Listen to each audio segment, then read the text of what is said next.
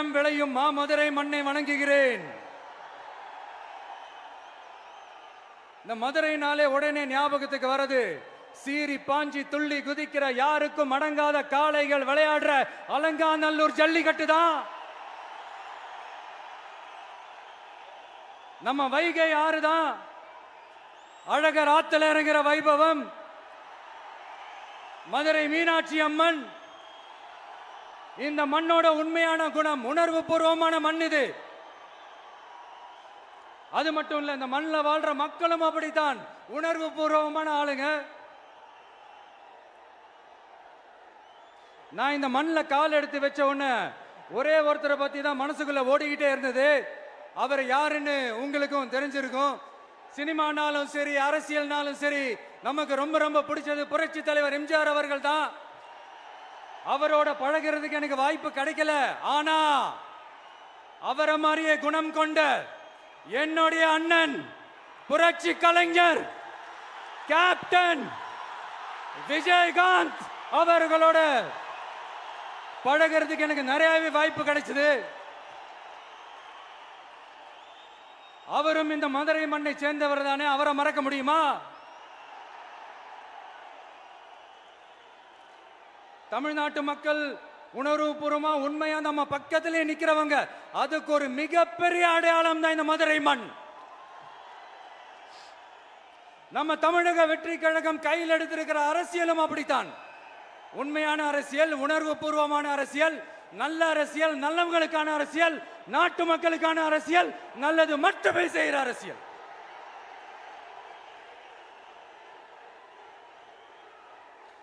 இதோ நம்மளுடைய இந்த இரண்டாவது மாநில மாநாடு வாகை சூடும் வரலாறு திரும்புகிறது. அப்படி இந்த மாநாட்டுக்கு பேர் வச்சிருக்கிறோம். 1967லயும் 1977லயும் நம்ம தமிழக அரசியல் ஒரு மிகப்பெரிய ஆட்சி அதிகார மாற்றங்கள் ஒண்ணு நடந்துச்சு இல்லையா? அதே மாதிரிதான் அடுத்த வருஷம் 2026ல அப்படி ஒரு வரலாறு திரும்ப போகுதுன்னு உறுதியா சொல்றதுக்கான மாநாடு தான் நம்மளோட இந்த இரண்டாவது மாநில மாநாடு. விக்கிரவாண்டி விசாலையில் நம்மளுடைய ஃபர்ஸ்ட் மாநாடு நடத்தணும், வெற்றி கொள்கை திருவிழா. அதுக்கப்புறமே நீங்க பார்த்திருப்பீங்க, தமிழக அரசியல் அந்த தட்ப வெப்பத்தையே மாத்தினுச்சு. நமக்கு எதிராக எத்தனை குரல்கள். ஆனா உங்களுக்கு தான் நம்மளை பத்தி நல்லா தெரியுமே, எந்த குரலையும் காதலையே போட்டுக்காம மக்களோட குரலை மட்டுமே கேட்டுக்கிட்டு நமக்கு எதிராக வர அத்தனை கூக்குரல்களையும் சின்னதா ஒரு சிரிப்போடவே கடந்து வந்திருக்கிறோம். அது இல்லாம நம்ம மாநாட்டில் ஒலிக்கிற இந்த குரல், இந்த ஒற்றை தமிழ் மகனோட குரல் மட்டுமல்ல, ஒட்டுமொத்த தமிழ்நாட்டு மக்களுடைய குரல். தமிழ்நாட்டில் இருக்கிற ஒவ்வொரு வீட்டில இருந்தும் ஒலிக்கிற குரல், ஒட்டுமொத்த உலகெங்கும் வாழும் ஒவ்வொரு தமிழ் வீட்டிலிருந்தும் எழும் குரல். இந்த சினிமா என்கிற மாபெரும் கலை ஆயுதத்தின் வாயிலாக சாதி, மதம், இனம், பாலினம், மொழி கடந்து இந்த நாட்டின் மூளை முடுக்கெங்கும் ரசிகர்களாக இருந்து தோழர்களாக நம்மோடு பயணிக்க துவங்கியுள்ள அனைவரோடும் இணைந்த ஒவ்வொரு மனிதருக்காகவும் ஒலிக்கிற உரிமை குரல். மாநில உரிமைக்காக, பெண் உரிமைக்காக, சமூக நீதிக்காக, சமநீதிக்காக, மதச்சார்பின்மைக்காக உண்மையா ஒலிக்கிற குரல். அதனால் இந்த குரலுக்கு எதிராக இன்னும் இன்னும் எத்தனை எத்தனை குரல்கள் வந்தாலும் ஓங்கி ஒலிக்குமே தவிர ஒரு நாளும் ஓயவே ஓயாது. Yes, it is an unstoppable voice, an unstoppable force.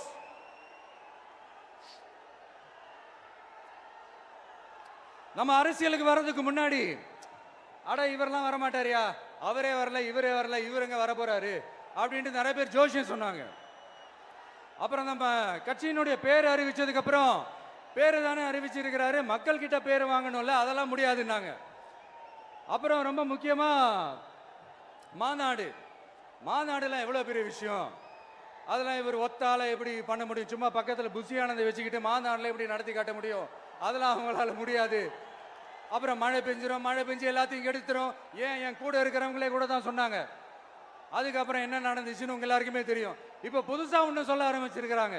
அது என்னடானா, ஆட்சியை பிடிக்கிறதெல்லாம் அவ்வளவு ஈஸி இல்லை இல்லையா?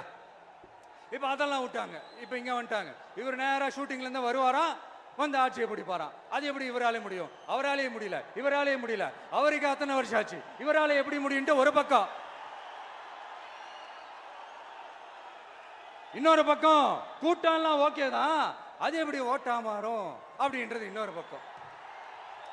இப்படி கதை, திரைக்கதை, வசனம், இயக்கம், பாடல்கள்,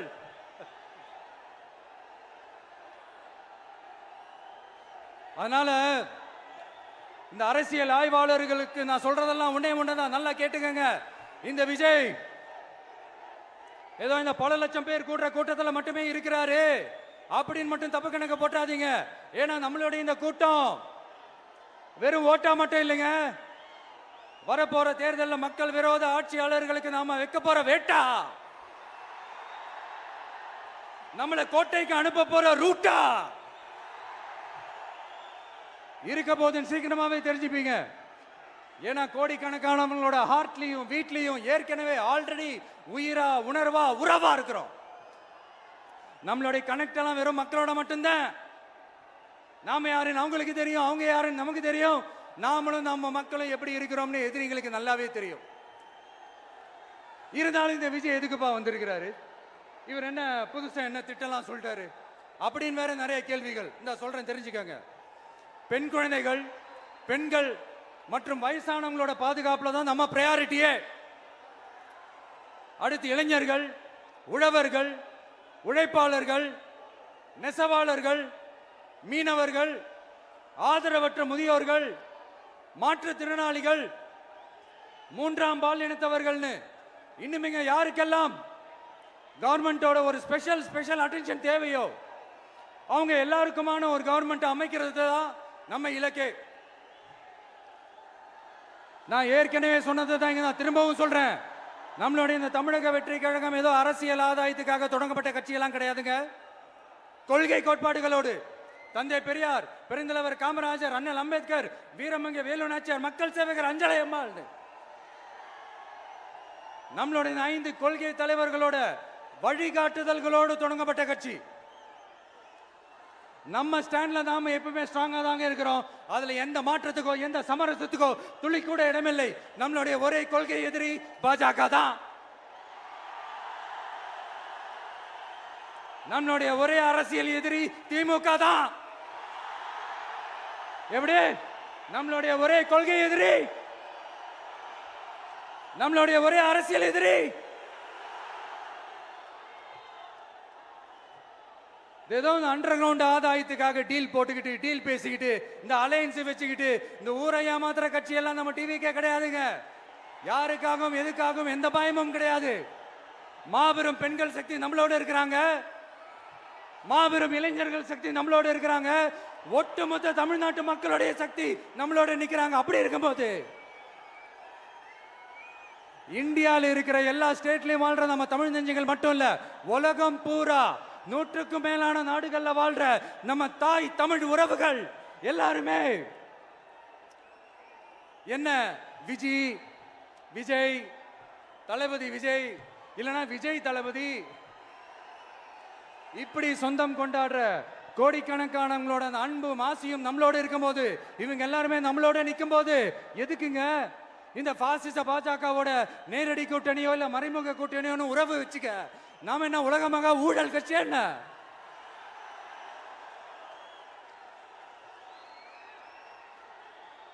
நம்மளை பத்தி சின்னதா ஒரு உண்மை ஒண்ணு சொல்லலாமா? என்னடா இவர் வாயால இப்படி சொல்றாருன்ட்டு யாரும் தவறா நினைச்சுக்க வேணாம். ஏன்னா இது ஒரு விதத்துல ஒரு ஃபேக்டும் கூட, அதனாலதான் நான் சொல்லணும்னு ஆசைப்படுறேன். நம்ம யார் தெரியும்ல? நாம எல்லாருமே சொல்றேன், நாம யார் தெரியும்ல? இந்தியாவின் மாபெரும் மக்கள் சக்தி கொண்ட ஒரு மகத்தான வெகுஜன மக்கள் படை.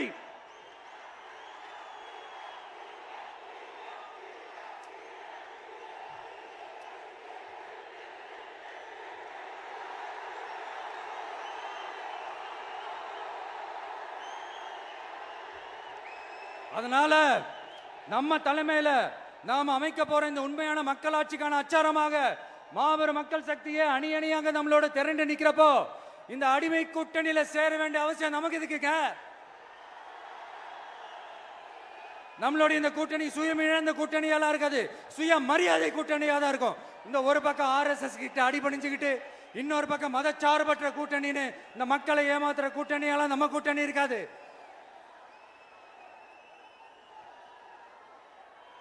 நான் இப்பவும் சொல்றேன், நம்மளை நம்பி வர்றவங்களுக்கு ஆட்சியிலும் அதிகாரத்திலும் உறுதியாக பங்களிப்பு செய்யப்படும். உடனே இந்த கேள்விகள்லாம் வரும். அப்ப யாரு கூட்டணி, யாரு வரா, யாரு போறா, இந்த கேள்விகள்லாம் வரும். இந்த கேள்விகளுக்கெல்லாம் ஒரே ஒரு பதில் தான், சஸ்பென்ஸ்ல சஞ்சாரம் செய்யுங்க. ஆனா ஒண்ணு, 2026ல 2 பேருக்கு நடுவுல தான் போட்டியே. ஒன்னு டிவிகே, இன்னொன்னு டிஎம்கே. இந்த போட்டி எப்படி இருக்க போதுன்னா, இந்த அலையன்ஸை வச்சு எப்படியாவது நம்ம தப்பிச்சிடலாம். என்ன இந்த பழைய இந்த மேத்தமேட்டிக்ஸ், அரித்மேட்டிக்ஸ் இதெல்லாம் வச்சு எப்படியாவது நம்ம தப்பிச்சிடலாம் அப்படின்னு நினைக்கிறவங்களோட அந்த கனவு ஒரு நாளும் மைப்படாது. சரி, இப்ப நம்ம வேற ஒரு ஏரியாவுக்கு ஒண்ணு வருவோம்.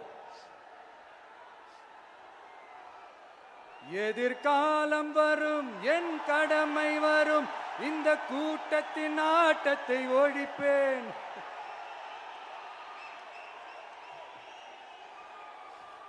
மக்கள் அரசியல் என்ற அந்த சவுக்க கையில் எடுக்கலாமா? யாருக்கு எதிரான தானே கேட்கிறீங்க? வேற யாரு? மறைமுக உறவுக்காரர்களான பாசிச பாஜகவும் பாய்சன் திமுகவும் தான். மாண்புமிகு பிரதமர் நரேந்திர மோடிஜி அவர்களே 3வது முறையா ஒன்றியத்தோட ஆட்சி அதிகாரத்தை நீங்க தானே கையில் வச்சிருக்கிறீங்க. இல்ல, நாங்க தெரியாம தான் கேட்கிறோம். நீங்க ஆட்சிக்கு வந்தது ஒட்டுமொத்த மக்களுக்கும் நல்லது செய்யவா, இல்ல நம்மளுடைய இந்த இஸ்லாமிய நண்பர்களுக்கும் இஸ்லாமிய தோழர்களுக்கும் எதிராக சதி செய்யவா? மக்களுக்கு உங்ககிட்ட கேட்கறதுக்குன்னு ஏராளமான கேள்விகள் இருக்குது.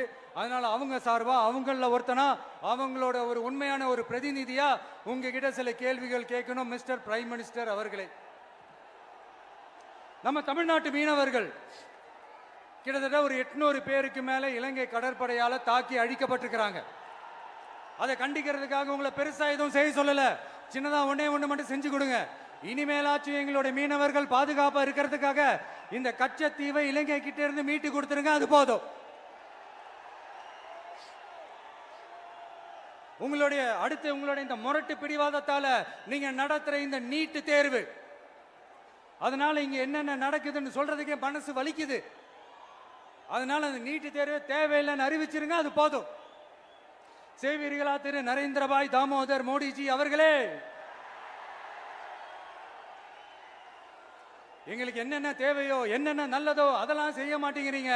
ஆனா ஆட்சி அதிகாரத்தை மட்டும் கையில வச்சுக்கிட்டு மக்களை ஏமாத்த நேரடியாக ஒரு பாசிச பாஜக அடிமை கூட்டணி ஒண்ணு. அடுத்து உங்களோட இந்த மைனாரிட்டி ஆட்சியை ஓட்டுறதுக்காக மறைமுகமாக ஆர்எஸ்எஸ் அடிமை குடும்பம்னு இன்னொரு கூட்டணி. இப்படி மக்கள் சக்தியே இல்லாத இந்த ஊழல் கட்சிகளை மிரட்டி அடிபணிய வச்சு 2029 வரைக்கும் சொகுசு பயணம் போயிடலாம்னு திட்டம் தீட்டி வச்சிருக்கிறீங்க. அதானே ஜி? என்ன ஜி? ஒண்ணு மட்டும் சொல்றேன், தெரிஞ்சுக்கங்க. என்னதான் நீங்க இந்த நேரடி மறைமுக கூட்டணி குட்டிகரணம் போட்டாலும் தாமரை இலையில தண்ணியே ஒட்டாது. தமிழக மக்கள் மட்டும் எப்படி ஒட்டுவாங்க?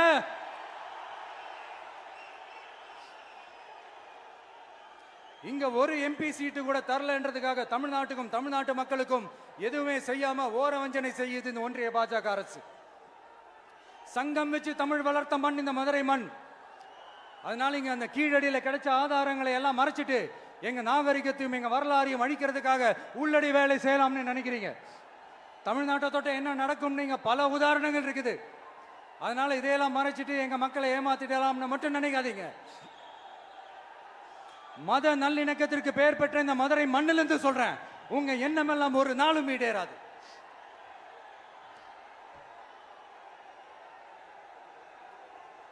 எம்ஜிஆர்னா யார் தெரியும்ல? அவர் மாஸ்னா என்னன்னு தெரியும்ல? அவர் உயிரோடு இருக்கிற வரைக்கும் அந்த சிஎம் சீட்டை பத்தி ஒருத்தராலையும் நினைச்சு கூட பார்க்க முடியல, கனவு கூட காண முடியல. ஆனா இப்போ அவர் ஆரம்பிச்ச அந்த கட்சியை, எம்ஜிஆர் அவர்கள் ஆரம்பிச்ச அந்த கட்சியை கட்டி காக்கிறது யாரு? இன்னைக்கு அந்த கட்சி எப்படி இருக்குது? அதை நான் சொல்லிதான் உங்களுக்கு தெரியணுமா என்ன? அப்பாவி தொண்டர்கள் அதை வெளியில சொல்ல முடியாம வேதனையில தவிக்கிறாங்க. 2026 சட்டமன்ற தேர்தலில் யாருக்கு ஓட்டு போடணும், எப்படிப்பட்ட ஆட்சி இங்க அமையணும்னு அந்த அப்பழுக்கற்ற அந்த தொண்டர்களுக்கும் ரொம்ப நல்லாவே தெரியும். அதனால என்ன வேஷம் போட்டுக்கிட்டு பாஜக இங்க தமிழ்நாட்டுக்குள்ள வந்தாலும் அவங்க வித்தை எல்லாம் இங்க வேலைக்கே ஆகாது.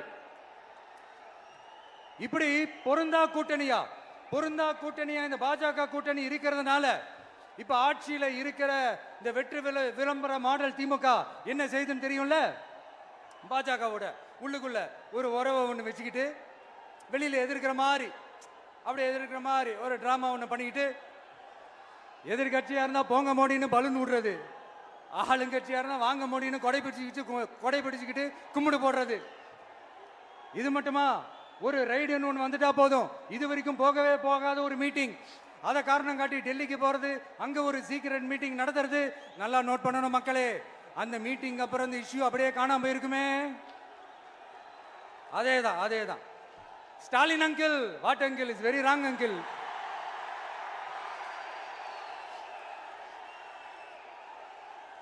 இப்படி தமிழ்நாட்டில் இப்ப நடக்கிற இந்த ஆட்சியினுடைய லட்சணத்தை பார்த்துக்கிட்டு நாம எப்படி சும்மா இருக்க முடியும்?